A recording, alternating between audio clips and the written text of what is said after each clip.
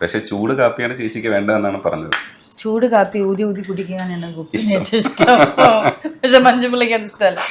എന്നിട്ടേ ആ സമയത്ത് ഗോപി സാറ് ചോദിച്ചു നമുക്ക് അത് റീസ്റ്റാർട്ട് ചെയ്യേണ്ടതെന്ന്. അങ്ങനെയാണ് ലൈഫ് ഈസ് ബ്യൂട്ടിഫുൾ എന്ന് പറഞ്ഞിട്ട് ഏഷ്യാനെറ്റിൽ അത് സ്റ്റാർട്ട് ചെയ്തതും അത് പിന്നെയും റൺ ചെയ്ത് പോയത്. വിശ്വനാഥനും സുലോചന ഈ പ്രേംകുമാർ സാറുമായിട്ട് നമ്മള് ദൂരദർശനിൽ വരുന്ന അതുണ്ട്. അത് തക്കമ്മേ പൂച്ച വെരി ഫസ്റ്റ് അതിലെനിക്ക് കോമഡി ഒന്നും അറിയില്ല. അതൊരു ഹ്യൂമറസ് ആയിട്ടുള്ള സബ്ജക്റ്റ് ആയിരുന്നു എന്നുള്ളതിന്റെ അപ്പുറത്തേക്ക് ഞാൻ കോമഡി ഒന്നും ചെയ്തിട്ടില്ല. കാരണം എനിക്കറിയില്ല അതിനകത്ത് എന്താണ് ആക്ടിംഗ് എന്ന് പഠിച്ചു വരുന്ന സമയത്ത്, അല്ലെങ്കിൽ ആക്ടിങ് അറിഞ്ഞൂടാത്ത സമയത്ത് ഞാൻ പോയി ചെയ്തതാണ്. പ്രേമേട്ടൻ സൂര്യ കൃഷ്ണമൂർത്തിയിലെ മൂർത്തി സാറ്, അദ്ദേഹത്തിന്റെ മൂർത്തി സാറിന്റെ സ്ത്രീ പർവം എന്ന് പറഞ്ഞിട്ട് ലൈറ്റ് ആൻഡ് സൗണ്ട് ഷോയിൽ പല ഇന്റർവ്യൂസിലും ഞാൻ പറഞ്ഞിട്ടുള്ളതാണ്. അത് നടക്കുന്ന സമയത്ത് പ്രേമേട്ടൻ വന്ന് കണ്ടിട്ടാണ് എന്നെ ചൂസ് ചെയ്യിപ്പിക്കുന്നത്.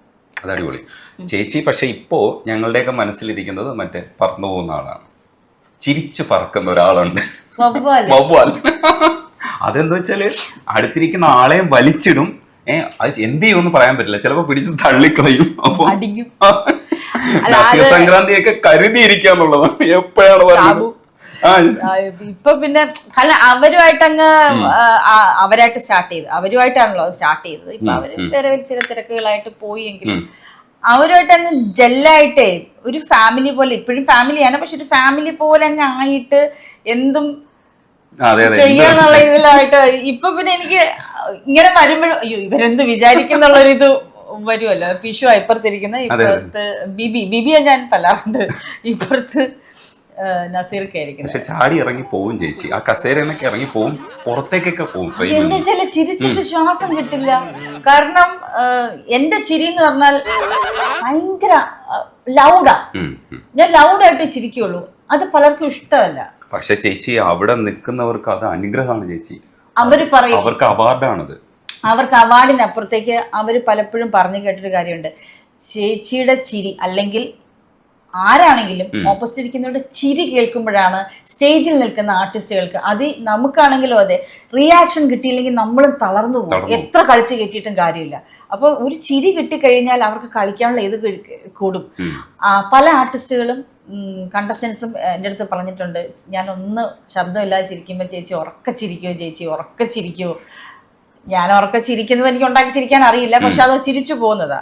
ഞാൻ നോർമലി അങ്ങനെയാണ്, അനുഗ്രഹമാണ്. പക്ഷെ പല ആൾക്കാർക്കും ഈ പറയുന്ന പോലെ ശരിയായിരിക്കാം, ഈ പറഞ്ഞ പോലെ അവർക്ക് ഈ പല പല മെസ്സേജുകൾ ഈ തള്ളയുടെ ചിരി കാരണം ഒന്നും കേൾക്കുന്നില്ല, അങ്ങനെ ഇങ്ങനെ എന്നൊക്കെ പറഞ്ഞ് വരാറുണ്ട്. ഞാൻ പിന്നെ അവരുടെ ചെലവിലല്ലോ ചെയ്യുന്നത്, അതുകൊണ്ട് ഞാൻ ചിരിക്കും. പക്ഷെ അതൊക്കെ ചെറുതായിട്ടേ ഉള്ളൂ ചേച്ചി. പക്ഷെ അതിൽ കൂടുതലും ഉണ്ടല്ലോ ആർട്ടിസ്റ്റുകൾക്ക് ചേച്ചിയുടെ ചിരി കൊടുക്കുന്ന ഊർജ്ജമാണ് ഞാനൊക്കെ എനിക്ക് ഏറ്റവും കൂടുതൽ ഉള്ളിൽ കൊള്ളുന്നത്. എന്നാൽ ചേച്ചി ചിരിച്ചു കഴിയുമ്പോൾ നമുക്കൊരു സമാധാനം, ഓക്കെ രക്ഷപ്പെടും എന്നുള്ളൊരു സാധനം ഉണ്ടല്ലോ. നമുക്ക് എല്ലാവരും രക്ഷപ്പെട്ട് കാണാനാണ്. ചെറിയൊരു കാര്യം മതി ഞാൻ ചിരിക്കും. പക്ഷെ അതാണ് നല്ലത് ചേച്ചി. കരച്ചിൽ ഞാൻ പിന്നെയും കൺട്രോൾ ചെയ്യും, ചിരി കൺട്രോൾ ചെയ്യാൻ പറ്റത്തില്ല. അത് പലപ്പോഴും എനിക്ക് എൻ്റെ അതേ വൈബിലുള്ള കുറച്ച് ഫ്രണ്ട്സും ഉണ്ട് എനിക്ക്. അവരും കൂടെ വന്നു കഴിഞ്ഞാൽ പിന്നെ അവിടെ അട്ടകാസം. ഞങ്ങൾ ഹോട്ടലുകളിൽ ഭക്ഷണം കഴിക്കാൻ പോകുമ്പോൾ അവിടെ ചോദിക്കുന്നത് റൂമുണ്ടോന്നാ. കാരണം ഞങ്ങൾ കൂടിയ ചിരിയാ. അപ്പം റൂമുണ്ടെങ്കിൽ അറിയില്ലല്ലോ, ഞങ്ങൾ ചോദിക്കും. അങ്ങനെ റൂമുള്ള ഹോട്ടലിൽ നോക്കിയാൽ ഞങ്ങൾ ഭക്ഷണം കഴിക്കാൻ പോവാ. ചേച്ചി വന്ന് സംസാരിച്ചിരിക്കാം, നമുക്ക് ഇച്ചിരി നേരം ഇരുന്ന് സംസാരിക്കാം. ചേച്ചി അത് കുടിക്കും. ഞാനേ ചൂടാ. ചേച്ചി മുടിയൊക്കെ സെറ്റ് ചെയ്യാതെ ഭയങ്കര കൂളായിട്ടാണല്ലോ വന്നിരിക്കുന്നത്. അല്ല ഇതെന്താ സംഭവം, ഇന്നലെ എനിക്ക് ഷൂട്ടിന് ഞാൻ സെറ്റ് ചെയ്തതാ. അപ്പോ ഞാൻ അതിരാവിലെ എഴുന്നേറ്റ് പോകുന്നല്ലോ, രാത്രി ഞാൻ വാഷ് ചെയ്യില്ല, അതിരാവിലെ ഞാൻ തല വാഷ് ചെയ്യില്ല. ഒരു വെയിൽ ഉദിച്ചിട്ട് ഞാൻ വാഷ് ചെയ്യാറുള്ളൂ ആക്ച്വലി. പക്ഷെ വാഷ് ചെയ്തിട്ടുണ്ട്, ഇല്ല എന്നല്ല. ബിക്കോസ് എനിക്ക് ഈ നീരുവീഴ്ച എന്ന് പറഞ്ഞൊരു സാധനമുണ്ട്, സൈനസ് ഉണ്ട്. അപ്പൊ എൻ്റെ അടുത്ത് ഞാൻ ആയുർവേദം ട്രീറ്റ് ചെയ്യുന്നുണ്ട്. അവർ പറഞ്ഞിട്ടുണ്ട് 5 മണിക്ക് ശേഷവും 8 മണിക്ക് മുൻപും തല വാഷ് ചെയ്യരുത് തണുത്ത്. പക്ഷെ എനിക്ക് സഹി ഇട്ടിട്ട് ചിലപ്പോൾ വാഷ് ചെയ്യാറുണ്ട്, പക്ഷെ ഇന്നലെ ഞാൻ ചെയ്തില്ല. അതാണ് ചുരുണ്ടിരിക്കുന്നത്. നിങ്ങളുടെ വിളി കേട്ട് ഞാൻ വന്ന എനിക്ക് അവിടെയും ചളി ഇവിടെയും ചളി, നസീർക്ക വിഷു എല്ലാരും ചളി, ഇവിടെയും ചളി. കുഴപ്പമില്ല, അഡ്ജസ്റ്റ് ചെയ്ത് പോവാം. ഇപ്പൊ വിഷു ഉണ്ടായിരുന്നു പറഞ്ഞെ നിങ്ങളുടെ തലയിലും ചളി എന്ന് പറഞ്ഞാലേ, പക്ഷെ അത് നിങ്ങൾ പറഞ്ഞു, ഞാൻ പ്രതീക്ഷിച്ചത് പറയുന്നു, പക്ഷെ പറഞ്ഞില്ല. അത്രയും എക്സ്ട്രീം ലെവലിൽ പോകാൻ പറ്റില്ല. ചേച്ചിയുടെ ലൈഫ് എന്ന് പറയുന്നത് ഒരുപാട് അപ്സ് ആൻഡ് ഡൗൺസ് വന്നിട്ടുള്ള ഒരു വലിയൊരു ലൈഫാണ്. ഇതിൽ ഏത് പേജ് വേണോ ചേച്ചിക്ക് പറയുന്നു. ഞാൻ അവസാനം കണ്ട സിനിമകളൊക്കെ എൻ്റെ മനസ്സിൽ കിടപ്പുണ്ട്. പക്ഷെ 3 സിനിമ ഞാൻ മിസ് ചെയ്തിട്ടുണ്ട് കേട്ടോ. ലാസ്റ്റ് റിലീസായ 3 സിനിമ, ഗിർ ഞാൻ മിസ് ചെയ്തിട്ടുണ്ട്. അതേപോലെ ഒരു അന്വേഷണത്തിന്റെ തുടക്കം മിസ് ചെയ്തു. പിന്നെ സ്വർഗം 3 പടം മിസ് ചെയ്തിട്ടുണ്ട്. ബാക്കിയെല്ലാം ഞാൻ കണ്ടത്. വിവേകാനന്ദൻ വൈറലാണ്, മറ്റേ ടീച്ചർ കണ്ടു, മലയാളി ഫ്രം ഇന്ത്യ കണ്ടു, അതെല്ലാം കണ്ടു. അല്ലെ ഞാന് സാബു എപ്പോഴും പറയും, സാബു വെറുതെ ഇരുന്ന് പറയുന്നത് ഒരുപാട് വരുന്നുണ്ട്. നമ്മുടെ മനസ്സല്ലേ നമുക്കെല്ലാം. അപ്പൊ ചിലപ്പോ എനിക്ക് ഇങ്ങനെ തോന്നും ഇത് വേണ്ട എന്ന്. ചിലപ്പോ ചില ആൾക്കാരുടെ വെറുതെയാന്ന് പറയും. പക്ഷെ എനിക്കെന്തോ ഈ നെഗറ്റിവിറ്റി ഇല്ലേ, അതെനിക്ക് പെട്ടെന്ന് കിട്ടും.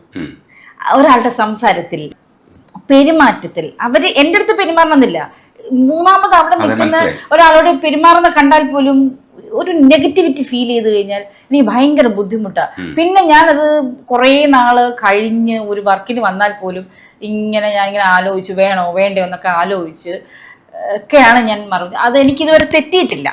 എനിക്ക് ഒരു വർക്ക് ജഡ്ജ്മെന്റ് എന്ന് പറഞ്ഞാൽ വർക്കിന്റെ കാര്യത്തിൽ ഞാൻ അത് വേണ്ട എന്ന് വെച്ച വർക്കുകളൊന്നും അങ്ങനെ, എന്നാൽ വേണമെന്ന് വെച്ച ചില വർക്കുകളും മോശമായിട്ടുണ്ട്, അത് ഇല്ലാന്ന് പറയുന്നില്ല. അത് ചില ഫ്രണ്ട്ഷിപ്പിന്റെ പേരിൽ, ചില ബന്ധങ്ങളുടെ പേരിലൊക്കെ പോയി ചെയ്ത വർക്കുകൾ നമുക്ക് സിനിമയാണെങ്കിലും നമ്മുടെ ലൈഫാണെങ്കിലും നമ്മുടെ കയ്യിലല്ല. ചിലത് വിജയിക്കും, ചിലത് മോശമാകും, അല്ലെ? അപ്പോൾ അതത്രേ ഉള്ളൂ. ലൈഫ് ഈ പറഞ്ഞ സംഭവം തന്നെ അപ്സ് ആൻഡ് ഡൗൺസ് ആണ്. അപ്പോൾ അതുകൊണ്ട് സിനിമ ആയാലും ലൈഫാണെങ്കിലും എല്ലാം. സാബു എപ്പോഴും പറയും, ഈ പെണ്ണുപിള്ള തോന്നുന്ന സമയത്ത് തോന്നുന്ന വർക്ക് തോന്നുന്ന പൈസക്ക് പോയി ചെയ്യുന്ന ആളാണെന്ന് പറയും. അത് സത്യമാണ്. അത് തോന്നുന്ന പൈസക്കല്ല കേട്ടോ, പൈസ ഞാൻ ചോദിച്ചു പിടിക്കാറുണ്ട്.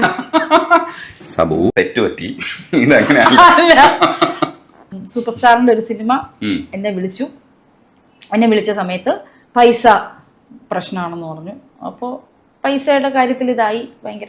ഓക്കെ, കളയണ്ട, നമ്മുടെ ഭാഷയല്ല അന്യഭാഷയാണ്, കളയണ്ട, ചെയ്യാം, നല്ലൊരു ഓപ്പർച്യൂണിറ്റി അല്ലേ, ചെയ്യാം. 5 ദിവസം 6 ദിവസം കൊണ്ട് ചോദിച്ചുള്ളൂ, ചെയ്യാം എന്ന് വിചാരിച്ചു. പക്ഷെ അന്യഭാഷ ചിത്രങ്ങൾക്കൊക്കെ 5 ദിവസം ചോദിച്ചാലും ചിലപ്പോൾ 15 ദിവസം പോവും. അതാണ് ഒരു സംഭവം. എങ്കിലും ഞാൻ വിചാരിച്ചു പോട്ടെ, ചെയ്യാം, നമ്മുടെ ഡേറ്റ്, ഇവിടുത്തെ ഡേറ്റ് മാത്രം നോക്കിയാൽ മതി. കഥ എൻ്റെ ക്യാരക്ടർ ഒന്ന് പറയാമോ എന്ന് ചോദിച്ചു. ക്യാരക്ടർ പറയാമോ എന്ന് ചോദിച്ചപ്പോൾ പറഞ്ഞു അത് റിവീൽ ചെയ്യാൻ പറ്റില്ല. ഞാൻ പറഞ്ഞു മെയിൻ ആളുടെ ക്യാരക്ടർ അല്ല ഞാൻ ചോദിച്ചത്, ഈ സിനിമയിൽ ഞാൻ ചെയ്യുന്ന ക്യാരക്ടർ എന്താണെന്നാണ് ചോദിച്ചത്. ഇല്ല, അത് റിവീൽ ചെയ്യാൻ പറ്റില്ല എന്ന് പറഞ്ഞു അവരുടെ ഭാഷയിൽ. അപ്പോൾ ഞാൻ പറഞ്ഞു അതെന്താ എന്ന് പറഞ്ഞപ്പോൾ ഇല്ല, അത് എല്ലാവരുടെയും അങ്ങനെയാണ്. അതെന്ത് കഥയാണ്, അതെനിക്ക് മനസ്സിലാവുന്നില്ല. അതായത് അദ്ദേഹത്തിന്, എനിക്ക് സിനിമയുടെ കഥയെ കേൾക്കണ്ട, എൻ്റെ സിനിമ എൻ്റെ ക്യാരക്ടർ എന്ത് ടൈപ്പ് ഓഫ് കാസ്റ്റ് ആണെന്ന് എനിക്ക് അറിയണ്ടേ, അത് പറയാൻ താല്പര്യമില്ല അവർക്ക്. ഞാൻ പറഞ്ഞു എന്നാ വേണ്ട, ഞാൻ ചെയ്യുന്നില്ല, അപ്പോൾ പൈസക്ക് ഞാൻ എപ്പോഴും പിടിച്ചില്ല. എൻ്റെ ക്യാരക്ടർ പറയാൻ ബുദ്ധിമുട്ടുള്ളൊരു ആളുടെ, അത് ഏത് ആളുടെ സൂപ്പർ സ്റ്റാറിൻ്റെ ആണെന്ന് പറഞ്ഞാലും എൻ്റെ പേഴ്സണൽ ഇത് വെച്ചിട്ട് ഞാൻ അഹങ്കാരം പറയുന്നത് ഒന്നുമല്ല, അത് എൻ്റെ അവകാശമാണ്. ഒരു സിനിമയിൽ ഞാൻ ചെയ്യുന്ന ക്യാരക്ടർ എന്താണെന്ന് എനിക്കറിയണം. അതെന്താന്ന് വെച്ചാൽ എനിക്ക് ഒരു പക്ഷേ ആ ക്യാരക്ടറിനെ കുറിച്ചുകൂടെ മനസ്സിലാക്കാനോ അതിനെക്കുറിച്ച് ഒന്നുകൂടെ പഠിക്കാനോ ഒക്കെ ആയിരിക്കും. പക്ഷെ നമ്മുടെ ആൾക്കാരും, നമ്മുടെ മലയാളി ഡയറക്ടേഴ്സോ അല്ലെങ്കിൽ അതിന് വന്ന് സംസാരിച്ചവരാരും എൻ്റെ അടുത്ത് അങ്ങനെ പെരുമാറിയിട്ടില്ല. ഇതൊരു അന്യഭാഷയിൽ നിന്ന് വന്നതാണ്. ഇപ്പോൾ വരുന്ന മലയാളി നമ്മുടെ ആൾക്കാരെല്ലാം ചേച്ചി ഞാൻ എന്നാ വന്ന് കഥ പറയണ്ടേന്നേ ചോദിച്ചിട്ടുണ്ട്.